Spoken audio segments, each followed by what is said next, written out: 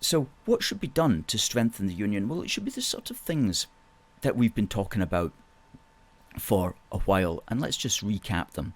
And one of the things that should be done is that we should overturn the idea that everything is devolved by default unless it is specifically written down as reserved. Okay?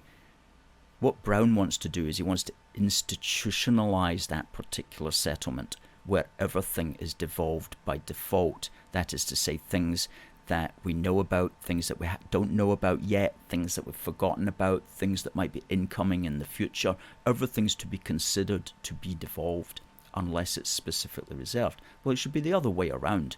Everything should be considered by default to be reserved unless it's written down to be devolved. And we laid that out in our magazine, Do More Together, when we talked about the devolution settlement. It was one of the very, very first things that we said when we said, get the devolution settlement the right way round. Another thing that should be done is to ensure that the civil service can't be used to break up the United Kingdom. British taxpayers should not be paying money to the civil service to destroy the very country itself. Now that's a completely different matter from the civil service being allowed to simply carry out government policy. That's fine.